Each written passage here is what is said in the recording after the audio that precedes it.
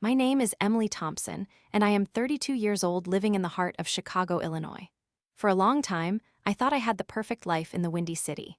I work as a senior graphic designer for a mid-sized marketing firm downtown, where I spend my days making things look beautiful and balanced. I have always been a person who appreciates order and symmetry. I like it when the colors match and the lines are straight. My apartment in the Lincoln Park neighborhood was my sanctuary. It had tall windows that let in the gray Chicago light and a view of the tops of the autumn trees. I shared this life with Mark, who I had been dating for 5 years. Mark worked in high-level finance, and he was the kind of man who commanded a room the moment he walked into it. He was handsome in a very traditional way with dark hair that stayed perfectly in place even when the wind coming off Lake Michigan was blowing at 30 miles per hour. We were the couple that people looked at and thought we had it all figured out. We went to brunch on Sundays, and we visited the Art Institute on rainy afternoons, and we talked about a future that included a house in the suburbs and maybe 2 children. I was happy, or at least I told myself I was happy, because I had worked so hard to build this stability. I grew up in a small town where nothing ever happened, and moving to Chicago was my way of proving I could handle the big world. I took pride in my loyalty. I was the person who stayed late at work to help a colleague, and I was the partner who always made sure Mark had his favorite coffee beans in the kitchen and his shirts pressed for his big meetings. I thought that by being the perfect partner, I was securing my own happiness. But the problem with building a house of cards is that you do not always see the wind coming until the whole thing is flat on the ground. The first sign of trouble was subtle. Mark started working later than usual, which is a classic story, I know, but I believed him because he was chasing a promotion to vice president. He started keeping his phone face down on the table, and he changed his passcode, which he said was a new security requirement from his office. I did not want to be the suspicious girlfriend, so I pushed my doubts down into my stomach, where they felt like cold stones. I told myself I was being insecure, and that I should trust the man I had given 5 years of my life to. Then came the Saturday morning that changed everything.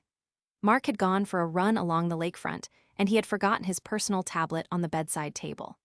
It was an old device that he rarely used anymore, and it was not protected by the new security codes he had put on his phone. It buzzed with a notification, and I should have ignored it, but my curiosity got the better of me. The notification was a message from a woman named Vanessa. The message said that she could not wait to see him again, and that she was wearing the necklace he had bought her. My heart did not just break, it felt like it had been turned into ice and then shattered with a hammer.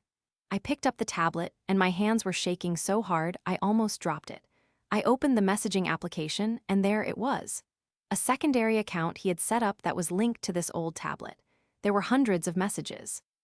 They went back for over a year. Vanessa was not just some random woman. She was a 24-year-old aspiring social media influencer who lived in a trendy part of the city. As I scrolled through their conversations, I saw photos of them together in places Mark told me he was visiting for business. I saw them at dinners I did not know about, and I saw them laughing in a hotel room in Miami when he told me he was at a boring financial conference. But the worst part was not just the cheating. The worst part was how they talked about me. Mark called me boring and predictable. He told her that I was like a piece of furniture that he did not have the heart to throw away yet.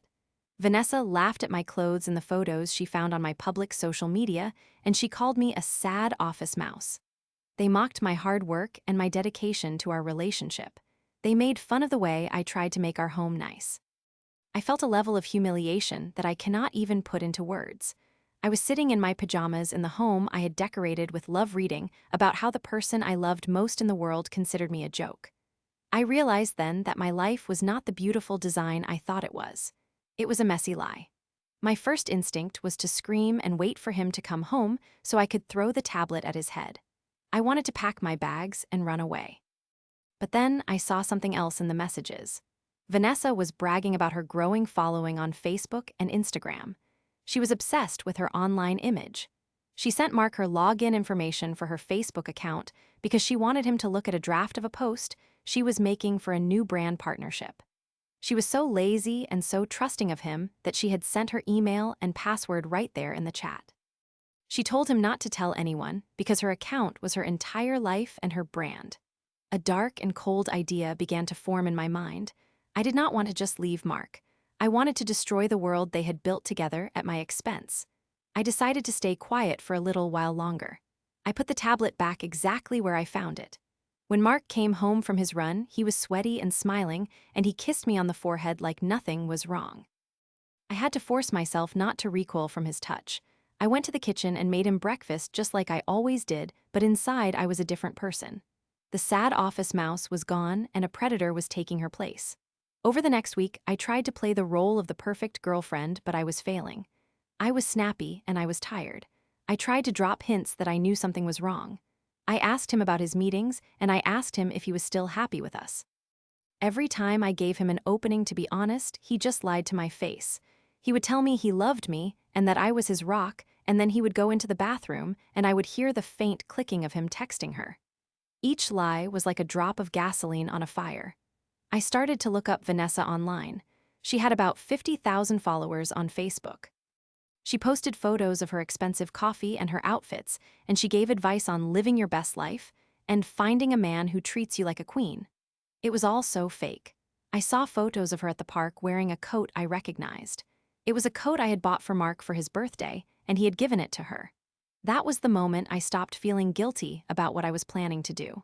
I realized that they were not just having an affair, they were stealing my life from me bit by bit. I decided to make my move on a Friday night when Mark told me he had to work late for a closing deal. I knew he was actually going to a party with Vanessa to celebrate a new contract she had signed with a beauty company. I sat down at my computer and I felt a strange calm. I logged into her Facebook account using the credentials I had memorized from the tablet. It worked on the first try. She did not even have two-factor authentication turned on because she thought she was untouchable. Once I was in, I saw the real Vanessa. Her private messages were full of her being incredibly rude to her fans and talking badly about the brands that sponsored her. She was a mean person who looked down on everyone. I realized that if I just deleted the account, it would be too easy. She could just make a new one and tell her followers she was hacked. I needed to make sure she could never come back. I needed to ruin her reputation so thoroughly that no company would ever want to work with her again. I started by changing the email address and the recovery phone number to a burner account I had created. Then I changed the password. Now she was locked out and I was the one holding the keys. I began to go through her scheduled posts. She had several advertisements for a skincare line scheduled for the next morning. I edited the captions. Instead of praising the products, I wrote about how the products gave people rashes and how she actually used a different expensive brand while lying to her followers for money. I used the kind of language that would make a legal department lose their minds. I did not stop there. I went into her direct messages and I started responding to the brands that sponsored her. I sent messages to their marketing managers telling them that they were cheap and that she was only working with them until a better offer came along. I used the most unprofessional language possible. I was a graphic designer, so I knew exactly how these companies worked and what would make them drop an influencer in a heartbeat. I made sure to leave a trail of digital destruction that looked exactly like a person having a complete mental breakdown or showing their true ugly colors. While I was doing this, I felt a heavy weight in my chest. This was not who I was. I was a person who liked beauty and order, and here I was being messy and cruel. For a moment, I thought about stopping. I thought about how Mark would react when he found out. I thought about the 5 years we had spent together. I remembered the time he took care of me when I had the flu and the way we laughed at that terrible movie on our third date. I almost closed the browser. But then I remembered the message where he called me a piece of furniture. I remembered the photo of her wearing my gift. I remembered that they were laughing at me at that very moment. I dug deep and found a cold well of strength. I was not just doing this for revenge. I was doing this to take back my power. I spent the next 4 hours systematically dismantling her online presence. I uploaded private photos she had sent to Mark of them together, making sure his face was clearly visible. I tagged his workplace and his boss in the photos. If I was going down, I was taking him with me. I wanted everyone in his professional life to see that the reliable financial advisor was a man who cheated on his long-term partner and spent his time with a girl who was half his age and lacked any integrity. I then went to the settings and I deactivated the account, but not before setting it to permanent deletion in 30 days. This meant that she could not just log back in and fix it easily without going through a long process with Facebook support. By then the damage would be done. The screenshots would be everywhere. I knew how the internet worked. Once something is out there, it never truly goes away. I felt like a surgeon cutting out a tumor. It was painful and bloody, but it was necessary for survival. After I was done, I felt exhausted. I went to the kitchen and poured myself a glass of wine. I sat in the dark and waited. About an hour later, my phone started blowing up.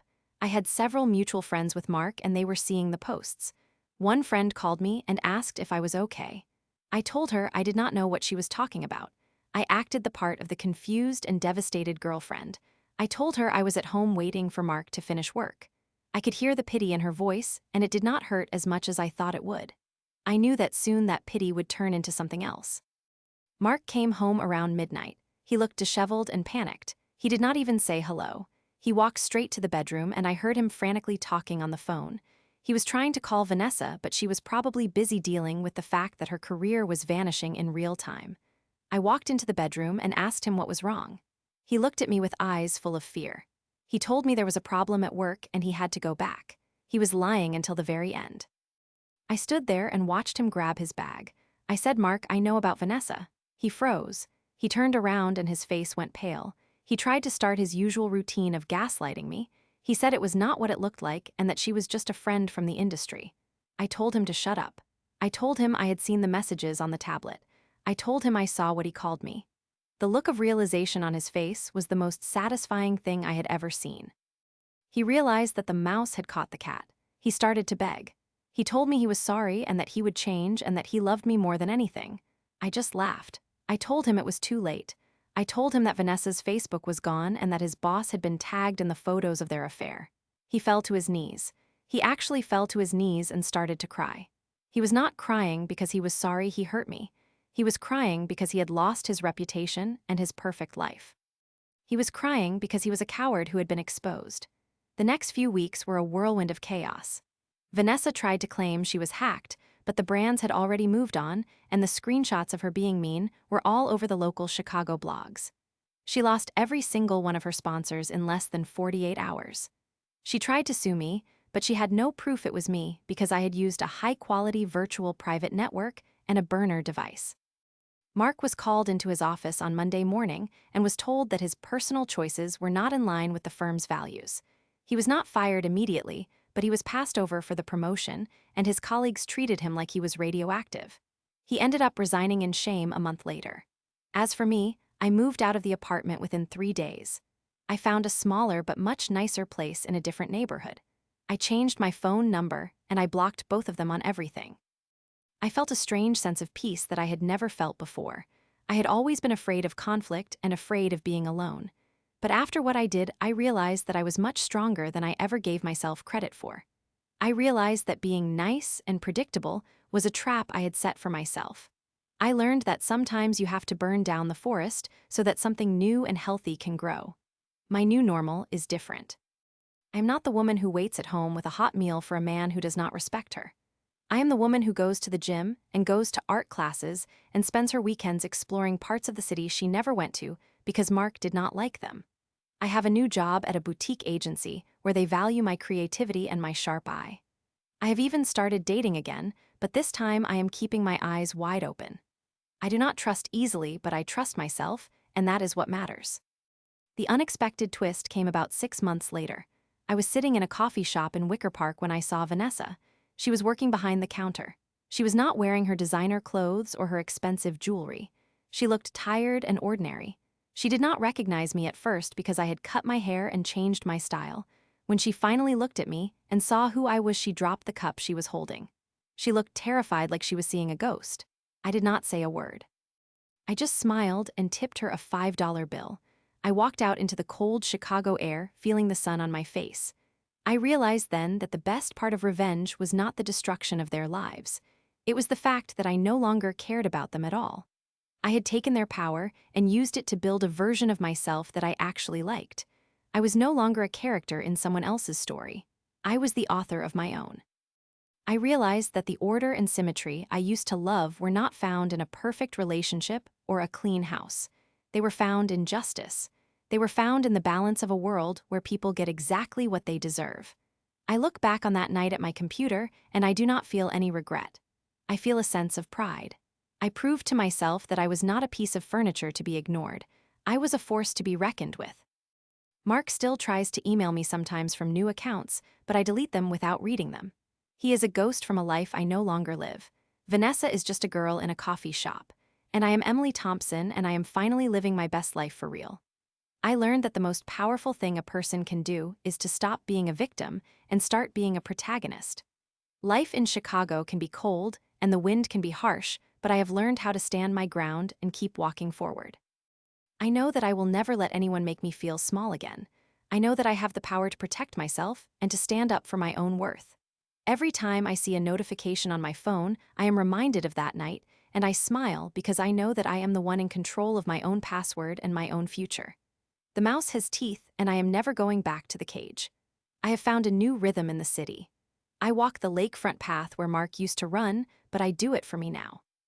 I look at the water, and I see the reflection of a woman who is whole. I see a woman who survived a betrayal and came out the other side with her head held high. I have made new friends who value honesty and who do not care about social media followers or financial status. We spend our evenings talking about things that actually matter, like art and politics, and the way the city looks when it snows at night. I have realized that I do not need a man to feel complete. I am enough just as I am. The revenge was a bridge I had to cross to get to this place. It was the fire that forged the person I am today. And while some might say that what I did was cruel, I say it was a lesson in accountability. In a world that often lets people get away with bad behavior, I decided to hold them to a different standard. I decided that my heart and my life were worth defending. Now when I look in the mirror, I do not see a sad office mouse. I see a designer who can spot a flaw from a mile away and who knows exactly how to fix it. I see a woman who knows her own value and will never settle for less. Chicago is a big city, but it feels like home now more than ever. I am Emily Thompson, and I am free. I have taken the pieces of my broken life, and I have arranged them into something much more beautiful than they were before. I have learned that true strength is not just in enduring pain, but in refusing to be defined by it. I have discovered that the most satisfying ending to a story is not just getting even, but in moving on so completely that the past feels like a dream. I am no longer waiting for someone else to tell me I am important. I am the one who decides my worth every single day. The revenge gave me the closure I needed, but the life I have built since then is the real prize. I am thriving in ways I never thought possible. I have a sense of clarity and a sense of purpose. I know that whatever challenges come my way, I have the intelligence and the courage to handle them. I am the architect of my own happiness, and I am building something that will last. The wind in Chicago can be strong, but I am stronger. I am standing tall, and I am looking forward to everything the future has to offer. I have no more secrets, and I have no more fear. I am simply myself, and that is more than enough. I have even started a blog of my own, but it is not about outfits or coffee. It is about personal growth and the reality of starting over. I want to help other women who feel stuck in the roles that others have chosen for them. I want to show them that it is okay to be angry, and it is okay to fight back. I want to remind them that they have the power to change their narrative. My voice is now loud and clear, and I am using it to build something positive. Looking back, I see that the situation with Mark and Vanessa was a catalyst for a transformation I didn't know I needed. It was a painful wake-up call that pushed me out of my comfort zone and into my true potential. I am grateful for the strength I found in that moment of despair. I am grateful for the cold logic that allowed me to protect myself. And most of all, I am grateful for the life I have now, which is honest and vibrant and entirely mine. I am no longer a piece of furniture. I am the whole building. I am the designer of my own destiny. The story of the girl who was cheated on is over. The story of the woman who took charge has just begun. I walk through the streets of Chicago with a sense of belonging. I see the light reflecting off the skyscrapers, and I feel a connection to the energy of the city. I am part of this place, and I am making my mark on it in my own way. I am no longer defined by who I was with or what was done to me. I am defined by my actions and my choices. I am a person of integrity, and I am a person of strength. And as I finish my coffee and head out into the bustling streets, I know that I am exactly where I am supposed to be. The past is behind me, and the future is wide open. I am Emily Thompson, and I am just getting started. I remember the feeling of logging out of that account for the last time. It was like a physical weight had been lifted off my shoulders. I had spent so much energy trying to be what Mark wanted, and then so much energy trying to uncover his lies. When it was all over, I had so much space in my mind for other things. I started painting again, which is something I had stopped doing because Mark thought it was a messy hobby. Now my second bedroom is a studio, and there is paint on the floor, and I do not care. It is my mess and my beauty. I have realized that perfection is a lie we tell ourselves to feel safe. Life is messy and complicated, and sometimes you have to get your hands dirty to find the truth. I have also learned that loyalty is a two-way street. I will never again give my devotion to someone who does not offer the same in return. I have a small circle of friends now, but they are people I can trust with my life. We look out for each other, and we speak the truth even when it is hard. That is the kind of community I want to be a part of. Mark and Vanessa were part of a world built on appearances, and that world is fragile. My world now is built on substance, and that is something that cannot be easily broken. Sometimes I think about the necklace Mark bought Vanessa. I wonder where it is now. I hope she sold it to pay her rent. I hope every time she looks in a mirror she remembers that there are consequences for being cruel. I hope Mark remembers that the woman he dismissed as boring was the one who was smart enough to bring his world crashing down. But mostly, I hope they both realize that I have moved on. They are characters in a chapter I have already finished. I am on a new page now. The colors are brighter and the lines are bolder. I am creating something that is truly mine. I am 32 years old and I have my whole life ahead of me. I am no longer afraid of the dark or the wind or being alone. I am the master of my own fate, and I am proud of the woman I have become. I have learned that the best revenge is not just an eye for an eye. It is living a life so good that you do not even remember why you wanted revenge in the first place. I am almost there.